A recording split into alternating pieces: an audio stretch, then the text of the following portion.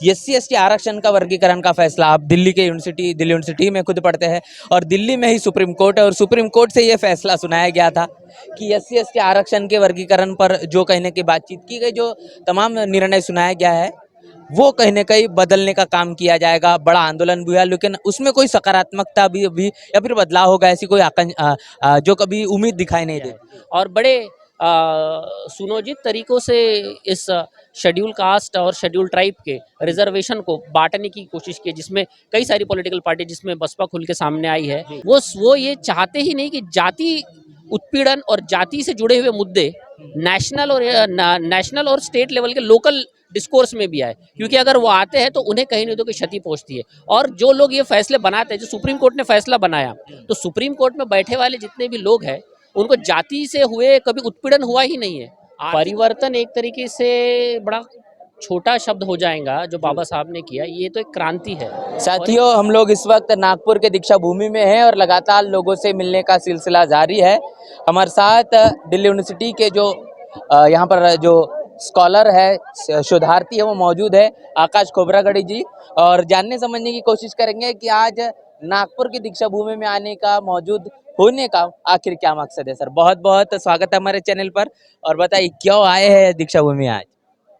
दीक्षा भूमि आने का वैसे तो बहुत खास दिन है आज। आज धम्म चक्र प्रवर्तन दिवस है। इस दिन बाबा साहब ने धम्म दीक्षा ली थी और देश के लाखों लोगों को जो एक तरीके से गुलामी और दास्ता की ज़िंदगी जी रहे थे, उसको परिवर्तित करके एक स्वाभिमान भरी ज़िंदगी और एक स्वाभिमान भरा धम्म और एक स्वाभिमान भरा जीवन शैली दिया था बाबा साहब ने। उसके लिए आज को उस दिन को स्मरण करते हुए कई सारे देश से और कई सारे लोग विदेश से भी आते हैं, तो उसी के तर्ज पर आज मैं भी यहाँ पे आया हूँ। बाबा साहब ने यहाँ पर जो बौद्ध धर्म की दीक्षा दी, बड़ी क्रांति उन्होंने की और जिसका फलस्वरूप आज हम देखते हैं कि तकरीबन 68 साल हो चुके हैं। एक शोधार्थी होने के नाते, बहुजन समाज के एक जागरूक युवा होने के नाते कैसा परिवर्तन देखते हैं आप इतने वर्षों का? परिवर्तन एक तरीके से बड़ा छोटा शब्द हो जाएगा जो बाबा साहब ने किया, ये तो एक क्रांति है और एक सकारात्मक क्रांति है, जिससे इस देश के जो सबसे निचला तबका था, आज उसको इस तरीके की पहचान मिली है कि वो अपनी राजनीतिक जड़ें मजबूत कर रहा है, शैक्षणिक जड़ें मजबूत कर रहा है, आर्थिक जड़ें मजबूत कर रहा है और सामाजिक, ये जो दृश्य है ये एक तरीके से सामाजिक जड़ों का एक तरीके से सबूत है। ये दिखाता है कि जिस समाज को आज तक इस दुनिया में इस समाज ने एक नहीं होने दिया, आज वो देखिए सिर्फ बाबा साहब के नाम पर और समाज की एक तरीके से एकता दिखाने के लिए वो आज के दिन आया है। और सिर्फ नागपुर के लोग नहीं हैं यहाँ, ये देश के आए हैं और देश के अलग अलग कोनों से आए हैं। ये साबित करता है कि इस समाज में बाबा साहब के विचारों का स्मरण करते हुए, अपनाते हुए एकता निर्माण हुई है। सामाजिक चेतना और सामाजिक एकता का बहुत बड़ा सिंबल है। तो ये देखना, जो समाज जातियों में विभाजित था, आज देखिए अक्रॉस द जाति लोग यहाँ आए हैं, अक्रॉस द धर्म। कई लोग आपको नजर आएंगे जो अलग अलग धर्म के भी है और वो यहाँ आए हैं, और कई सारे जो लोग हैं जो उस वक्त छूट गए धम्म दीक्षा लेने से, आज वो इस पीछे की इस पंडाल के पास वो धम्म दीक्षा ले रहे हैं और बाबा साहब और बुद्ध का जो रास्ता है उसको अपनाया है। बिल्कुल। जैसे हम देखते हैं कि यहाँ पर नागपुर के दीक्षा भूमि में हर वर्ष हजारों और लाखों की संख्या में लोग आते हैं, बड़े पैमाने पर यहाँ पर उनकी मौजूदगी दिखाई देती है। क्या लगता है कि लगातार यहाँ पर हमने देखा है कि अब जिस ज़मीन पर हम लोग इस वक्त खड़े हैं, तो यहाँ पर एक लंबे समय से कंस्ट्रक्शन का काम चल रहा था, उसको भी ठीक किया गया है और ये चीज़ें मुहैया करवाई गई, जबकि यहाँ पर एक बड़ा विरोध चला। तो तमाम बहुजन समाज की विरासत को क्यों लगातार क्षति पहुंचाने का काम इस देश के तमाम सरकारें करती हुई दिखाई देती, क्या उसके पीछे का कारण आप मानते? देखिए, जितना मैं अपनी जानकारी अनुसार बताना चाहता हूँ कि यहाँ पे डेवलपमेंट का लोगों ने विरोध नहीं किया था, अंडरग्राउंड पार्किंग का विरोध जरूर हुआ था और अंडरग्राउंड पार्किंग वो नहीं चाहते थे। दूसरा महत्वपूर्ण विरोध इसलिए भी किया गया था कि आने वाले, मतलब आज का दिन बहुत नजदीक था और लोगों की चिंता थी कि ये जो काम है जो इन्होंने शुरू किया है वो काम खत्म नहीं होगा। आज देख रहे हैं आज के दिन इतने सारे लोग हैं, तो ये लोग कहाँ आएंगे, कहाँ रुकेंगे, कहाँ ये कार्यक्रम होगा, इसकी भी चिंता जताते हुए लोगों ने एक तरीके से विरोध किया था। लेकिन मैं जानता हूँ, समझता हूँ कि नागपुर की जो लोग हैं या फिर जो भी जिन लोगों ने विरोध किया, वो दीक्षा भूमि के सौंदर्यीकरण का विरोध नहीं था, वो ना ही वो दीक्षा भूमि में जो परिवर्तन ला रहे हैं या फिर एक तरह की सकारात्मक चीजें आ रही है जो होना चाहिए, उसके विरोध में कहीं भी नहीं था। और सरकारों की जो बात रही है, जिस तरीके से आप कह रहे हैं, वो अपने अपने विचारधारा पे चलते हैं, और जो विचारधारा पे जो चलती है वो विचारधारा अपने स्तर पर कहीं नहीं तो कहीं इस विचारधारा से टकराती है। जब टकराव सामने आता है, सो जो सत्ता में बैठा रहता है वो चाहता है कि दूसरी विचारधारा ना फूले फल पे, और उसी को ध्यान में रखते हुए वो उस तरीके से काम करते हैं। एक बड़ा गरमाया मुद्दा जिस मुद्दे को लेकर बातचीत होना चाहिए, उसके बाद आज धम्मचक्र प्रवर्तन भी है, उसको लेकर भी हम बातचीत करेंगे कि SC/ST आरक्षण का वर्गीकरण का फैसला आप दिल्ली यूनिवर्सिटी में खुद पढ़ते हैं और दिल्ली में ही सुप्रीम कोर्ट है और सुप्रीम कोर्ट से ये फैसला सुनाया गया था कि SC/ST आरक्षण के वर्गीकरण पर जो कहने की बातचीत की गई, जो तमाम निर्णय सुनाया गया है, वो कहीं न कहीं बदलने का काम किया जाएगा। बड़ा आंदोलन भी हुआ, लेकिन उसमें कोई सकारात्मकता भी या फिर बदलाव होगा, ऐसी कोई जो कभी उम्मीद दिखाई नहीं देती। वर्गीकरण जो है उसका देश के जो बौद्धिक वर्ग है, जो दलित समुदाय से SC/ST से जो बौद्धिक वर्ग आता है, उन्होंने इसका विरोध किया है, एक तरीके से उसके समर्थन में नहीं है।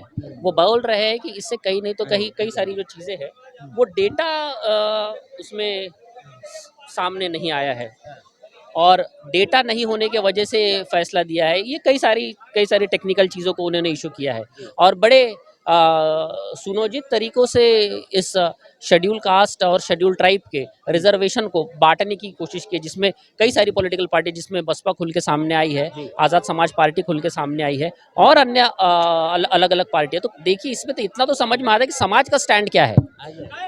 और इससे पहले जो आपने सवाल हमें पूछा था कि पॉलिटिकल जो पार्टीज है और किस तरीके से राजनीतिक दलों किस तरह विरोध है, ये उनका एक तरीके से विरोध दिखाने का है। मैं ये समझना चाहता हूँ कि जब वो चीज़ संसद में नहीं ला सकते तो कई सारी चीज़ें वो कानूनी रूप से लाते हैं। और आप देखिए, समझने वाली सबसे इम्पोर्टेंट बात ये है, जब रिजर्वेशन का जो मुद्दा है वो रिप्रेजेंटेशन का है, लेकिन कहीं नहीं तो कहीं उसको आर्थिक आधार पर ढकेलने की कोशिश कर रहे हैं, क्योंकि जिन लोगों का ये मुद्दा जो चाह रहे हैं कि इसको आर्थिक इस पर ढकले, वो ये चाहते ही नहीं कि जाति उत्पीड़न और जाति से जुड़े हुए मुद्दे नेशनल और स्टेट लेवल के लोकल डिस्कोर्स में भी आए, क्योंकि अगर वो आते हैं तो उन्हें कहीं नहीं तो कोई क्षति पहुंचती है। और जो लोग ये फैसले बनाते हैं, जो सुप्रीम कोर्ट ने फैसला बनाया, तो सुप्रीम कोर्ट में बैठे वाले जितने भी लोग हैं, उनको जाति से हुए कभी उत्पीड़न हुआ ही नहीं है। आर्थिक उत्पीड़न उन्हें नजर आ जाता है, गरीबी और अमीरी उन्हें समझ में आ जाती है, लेकिन जो हमेशा जाति के शोषित वर्ग में रहे हैं, तो वो शोषण करने वाले वर्ग में जब रहे हैं, तो उन्हें जाति से होने वाले जो दुख है, तकलीफ है, वो उन्हें समझ में नहीं आती है। तो उन्हें लगता है ऐसा होता ही नहीं है। जैसे आप इस आधार पे समझ लीजिए कि जिसके पास धन दौलत संपत्ति है, तो उसे गरीबी क्या है, भूख क्या है, और उसे स्कूल जाने की फीस के पैसे का टेंशन नहीं है, ये तो उन लोगों को समझ में ही नहीं आना है। उसी टाइप का ही है। आज हम धम्मचक्र प्रवर्तन के उपलक्ष्य पर नागपुर की दीक्षा भूमि में मौजूद है, खड़े हैं, बातचीत कर रहे हैं।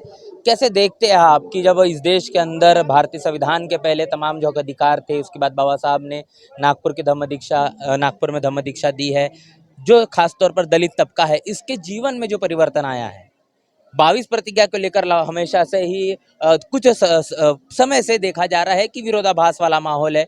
जो भी 22 प्रतिज्ञा की बात करता है, उनके ऊपर में कहने की संवैधानिक तौर पर उनको अनेकों तरीके से कानूनी कार्रवाई में फंसाने का काम किया जाता है। 22 प्रतिज्ञा जो एक तरीके बाबा साहब अम्बेडकर ने 56 में दीक्षा के वक्त दी थी, वो एक तरीके से बाबा साहब द्वारा दिया गए बुद्धिज्म का एक क्रांतिकारी डॉक्यूमेंट है, जो आप दीक्षा भूमि में भी यहाँ पे तीनों भाषा में लिखा गया है, मराठी, हिंदी और इंग्लिश में। उसके बाद ये एक तरीके से परंपरा भी चलती हुई आई है। ये बाबा साहब के बाद जिन लोगों ने भी दीक्षा ली है, उसके परंपरा का भाग है कि आपको 22 प्रतिज्ञा पढ़ना है धम्म दीक्षा लेने के बाद, क्योंकि वो बाबा साहब के द्वारा जिन लोगों ने दीक्षा ली है, तो वो उसका एक कोर आइडेंटिटी है, वो रिचुअल का पार्ट है। और कई लोग जो विरोधाभास की जो आप बात कर रहे हैं, तो विरोधाभास इसलिए क्योंकि उस चीज को समझ नहीं पा रहे हैं।